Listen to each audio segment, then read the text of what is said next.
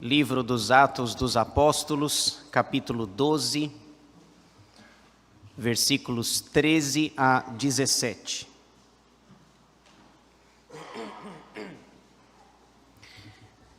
Atos 12, versículos 13 a 17, diz assim a palavra de Deus. Quando ele bateu ao postigo do portão, veio uma criada chamada Rode ver quem era. Reconhecendo a voz de Pedro, tão alegre ficou que nem o fez entrar, mas voltou correndo para anunciar que Pedro estava junto do portão. Eles lhe disseram: estás louca? Ela, porém, persistia em afirmar que assim era. Então disseram: é o seu anjo. Entretanto, Pedro continuava batendo. Então eles abriram, viram-no e ficaram atônitos. Ele, porém, fazendo-lhes sinal com a mão para que se calassem, contou-lhes como o Senhor o tirara da prisão e acrescentou: anunciai isto a Tiago e aos irmãos. E saindo, retirou-se para outro lugar. Amém. Irmãos, eu queria pensar um pouco com vocês nessa manhã sobre a incoerência da nossa fé. A incoerência da nossa fé. Todos nós precisamos de fé. Ela é essencial para cada um de nós. A Bíblia é clara ao falar sobre este tema da fé. Hebreus 11:6 diz: de fato, sem fé é impossível agradar a Deus, porquanto é necessário que aqueles que se aproximam de Deus creiam que Ele existe e que se torna galardoador dos que o buscam. Portanto, é impossível agradar a Deus sem fé. O apóstolo Paulo também diz em 2 Coríntios 5:7 que nós não vivemos por vista, mas vivemos pela fé. Portanto, nesses dois versículos nós percebemos a importância da fé na nossa vida. E é interessante que nesse texto que lemos, ele também fala de fé, ainda que de maneira implícita, velada. Eu sempre digo que a mensagem do texto tem a mensagem explícita, o que está claro diante de nós, e tem a mensagem implícita, porque no trecho que nós lemos não parece falar de fé, mas implicitamente sim. E eu vou mostrar aos irmãos. Só para situá-los, Atos 12, o capítulo 12 de Atos, mostra um triste episódio na vida da igreja. A igreja vinha caminhando, progredindo, a igreja vinha cumprindo, nós estamos estudando esse livro na escola dominical, a igreja vinha cumprindo o seu propósito. Lá em Atos 1:8 é dito que os discípulos seriam testemunhas tanto em Jerusalém, Samaria, Judeia, Samaria, até os confins da terra. Quando nós chegamos no capítulo 11, a igreja já tinha ultrapassado a terceira fronteira, já tinha passado Samaria. No entanto, Lucas para essa narrativa do progresso do evangelho, do avanço da evangelização, para contar um triste episódio que havia acontecido na primeira fronteira, lá em Jerusalém. Lucas termina o capítulo 11 falando da terceira fronteira e começa o capítulo 12 recuando para a primeira fronteira, Jerusalém. O capítulo 12 vai falar sobre a morte de Tiago, o primeiro apóstolo dos 12, tirando Judas, que se suicidou, que foi morto. Veja só, o capítulo 12 fala da morte de Tiago e da prisão de Pedro. Veja capítulo 12, versículos 1 e 2. Por aquele tempo mandou o rei Herodes prender alguns da igreja para os maltratar, fazendo passar a fio de espada a Tiago, irmão de João. O evangelho estava avançando e Lucas então recua para a primeira fronteira em Jerusalém para falar desse triste episódio da morte de Tiago, irmão de João, filho de Zebedeu. Também fala sobre a prisão de Pedro.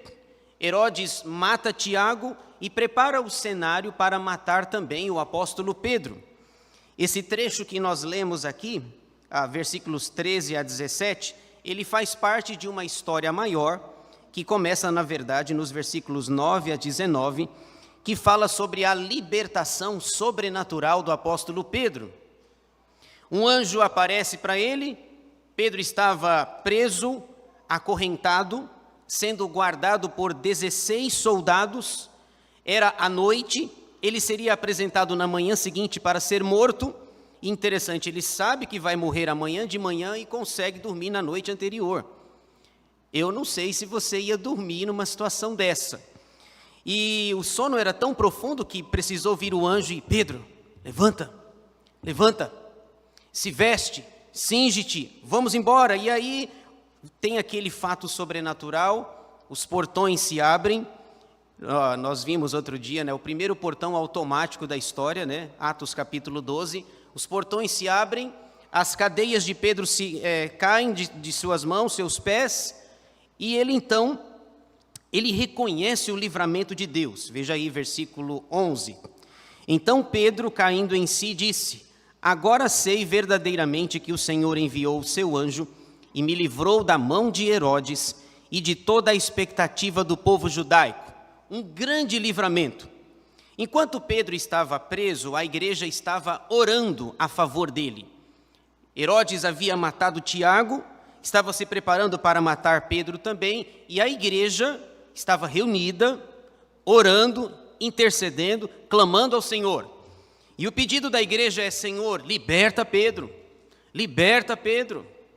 Herodes já matou Tiago, não deixa ele matar Pedro também. Senhor, liberta Pedro, liberta Pedro. Uma reunião de oração na casa de Maria, mãe de João Marcos, veja aí, verso 12. Considerando ele a sua situação, resolveu ir à casa de Maria, mãe de João, cognominado Marcos, onde muitas pessoas estavam congregadas e oravam. Então Pedro vai nessa casa onde a reunião de oração estava acontecendo, e ele chega lá, bate na porta, e a igreja estava orando, e uma criada, uma jovem chamada Rode, vai ver quem é que estava batendo na porta. Veja aí, versículos 13 e 14. Quando ele bateu ao postigo do portão, veio uma criada chamada Rode ver quem era. Reconhecendo a voz de Pedro, tão alegre ficou que nem o fez entrar, mas voltou correndo para anunciar que Pedro estava junto do portão. E aí você tem a resposta daqueles que estavam reunidos lá orando. Eles lhe disseram: estás louca? Ela, porém, persistia em afirmar que assim era. Então disseram: é o seu anjo. Deixa eu dizer duas coisas interessantes aqui. A igreja estava reunida numa reunião de oração. O clamor da igreja era: liberta Pedro. Senhor, liberta Pedro. Nós cremos em ti, cremos no teu poder, tu és soberano, liberta Pedro. E Pedro foi liberto. Deus agiu soberanamente. O anjo veio, algo sobrenatural acontece, e ele está lá, batendo na porta. Vejam quem é. E essas pessoas que estavam reunidas, pedindo um milagre para Deus, quando a menina disse que Pedro estava lá fora, a reação é: estás louca. Ué, mas eles não estavam orando? Senhor, liberta Pedro, liberta Pedro. Faz um milagre, age sobrenaturalmente. E eles, ao invés de crer em Deus, eles apresentam duas desculpas, que o texto apresenta para nós aí. A primeira é chamar a menina de louca. Ué, mas a menina também estava orando. A menina também estava clamando. Então veja a incoerência, é aqui que nós vemos a incoerência da nossa fé. Nós oramos, nós pedimos, nós clamamos, nós intercedemos a Deus. Aí quando Deus dá um milagre, a gente fala: está louca. Ué, ou Deus é Deus, ou Ele é soberano, ou Ele é Senhor sobre todas as coisas, ou a menina está louca mesmo. Mas uma dessas versões está equivocada. Pedimos a Deus um milagre, e quando o milagre vem, nós dizemos que a menina está louca. Estás louca. É o entendimento, é a percepção das pessoas em relação à menina que foi lá abrir a porta. Aí eles disseram, não, na verdade Pedro não está livre. Aí vem a segunda explicação, é o seu anjo. Não é Pedro, é o seu anjo. Aqui tem um detalhe interessante, naqueles dias, diz o texto que quando termina o profeta Malaquias e começa o evangelho de Mateus, aquela página em branco que tem na sua Bíblia, escrita o Novo Testamento, aquela página em branco tem um período de 400 anos em silêncio, que Deus não falou através dos profetas. Não havia nenhum profeta, é o período intertestamentário, é o período do silêncio, é o período em que não tem nenhum profeta. E os judeus entenderam o seguinte, a percepção dos judeus é, já que Deus não usa profetas nesses 400 anos, ele usa anjos. Então esse é o entendimento deles. Já que não tem profeta, Deus nesse período de silêncio de 400 anos, ele usa anjo. E é o entendimento daqueles que estavam na reunião de oração, é o seu anjo. É o anjo da guarda de Pedro. Então você pede um milagre para Deus, e aí você diz, quando o milagre vem, você diz assim, você está louca. E aí quando o milagre vem, você diz, não, não é Pedro, é o anjo de Pedro. Percebem? A incoerência da nossa fé. É assim a nossa fé, pequena, contraditória, complicada, complexa. Eles não estavam na reunião de oração? Eles não estavam pedindo um milagre para Deus? O milagre veio, agora chama a menina de louca? A nossa fé é vacilante mesmo. A nossa fé é pequena. Lembra dos discípulos? Certa vez os discípulos disseram, Senhor, aumenta-nos a fé. Precisamos que a nossa fé seja aumentada, fortalecida. Não é fácil viver pela fé, irmãos. É mais fácil, aliás, é muito mais fácil viver por aquilo que vemos. Lá em Êxodo 32, por exemplo, o povo constrói um bezerro de ouro. Porque é mais fácil acreditar num bezerro de ouro, num Deus que mora no céu, que é espírito, que a gente não vê. E eles dizem, são estes, ó Israel, os teus deuses que livraram vocês de Israel. Outro exemplo da incoerência da nossa fé, Tomé. Lá em João 20 é dito que Jesus aparece no meio dos discípulos, e a primeira vez que Jesus apareceu, Tomé não estava. E os outros discípulos disseram para ele, olha Tomé, Jesus esteve aqui. Jesus apareceu aqui. Ele esteve no nosso meio. Como que é a história? Para que ele estivesse aqui, ele precisava ter ressuscitado. Ele morreu. Lembra? Ele morreu sexta-feira. Então, para ele estar aqui, é preciso que ele tenha ressuscitado. A incoerência da nossa fé. A visibilidade da nossa fé. A gente precisa de algo para pegar, apalpar. A segunda vez Jesus aparece para Tomé, lá em João 20, no versículo 29, aí agora ele está vendo Jesus, aí ele, Senhor meu e Deus meu, assim fica fácil, né? Depois de ver, fica fácil. Jesus pergunta, por que me vistes, crestes? Deixa eu dizer uma coisa para você, Tomé. Mais bem-aventurados são aqueles que não me viram e creram. Irmãos, nós estamos hoje, mais de 2000 anos da morte e da ressurreição de Jesus, e nós precisamos crer que todos aqueles fatos foram reais, verdadeiros, autênticos. Nós precisamos crer em todas essas coisas. Tomé caminhou com ele 3 anos, viu os sinais, viu os milagres, e ele disse, se eu não ver, se eu não colocar minha mão, se eu não tocar, jamais acreditarei. A incoerência da nossa fé. É uma fé que precisa ver, contemplar, é uma fé que, veja, ao invés de nós acreditarmos, nós arrumamos argumentos. Primeiro argumento, estás louca. Segundo argumento, é o anjo de Pedro. Não, a fé verdadeira diria, é Pedro. Nós não oramos agora há pouco, Senhor, liberta Pedro, liberta Pedro. E Deus fez o quê? Libertou Pedro. Não tem nenhum segredo. Veja aí os versículos 16 e 17. Pedro, enquanto isso, toda essa discussão acontecendo, Pedro está lá fora ainda, batendo na porta. Posso entrar?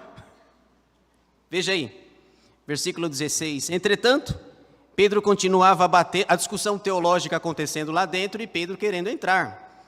Entretanto, Pedro continuava batendo. Então eles abriram, viram-no e ficaram atônitos. Agora eles podem ver, é Pedro. A menina não está louca, não é o anjo de Pedro, é Pedro. Todos atônitos, perplexos, porque Deus havia realizado um milagre. Um anjo apareceu, as portas abriram, um portão automático apareceu, as cadeias caem, o anjo desaparece, é Pedro. 17.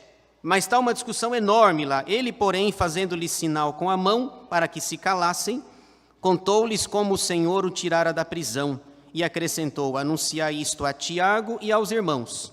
E saindo, retirou-se para outro lugar. 2 detalhes aqui. Uma discussão grande lá entre eles. Pedro faz sinal e pede para falar. Sabe por quê? Quando tem mais 2, 3, 4 pessoas falando ao mesmo tempo, é confusão. Ninguém entende nada. Eu sou adepto de um de cada vez. Quando nós vamos falar, é um de cada vez. Fica mais fácil a compreensão. Pedro faz sinal, está todo mundo falando, ele levanta a mão pedindo para que se calassem, esse é um detalhe. O segundo detalhe é anunciar isto a Tiago. Mas o Tiago não tinha morrido? É outro Tiago. É o Tiago, irmão do Senhor. Ele sai, diz o texto, e saindo retirou-se para outro lugar. Lucas sabia qual era este lugar, mas ele não disse para nós. E Pedro some, Pedro não vai aparecer mais. Só vai aparecer no capítulo 15, no Concílio de Jerusalém, porque a sua missão já foi completada. Senhor, liberta Pedro. Pedro foi liberto, a fé deles foi fortificada, e a minha palavra é para que a nossa fé não seja tão vacilante assim. Para que de fato nós creiamos no poder de Deus. Ele pode conceder aquilo que nós pedimos. E o meu desejo aqui, a começar em mim, é que o Senhor aumente a nossa fé, para que ela não seja incoerente. A incoerência da nossa fé. Que ela seja coerente para a glória do Senhor. Que Deus nos abençoe.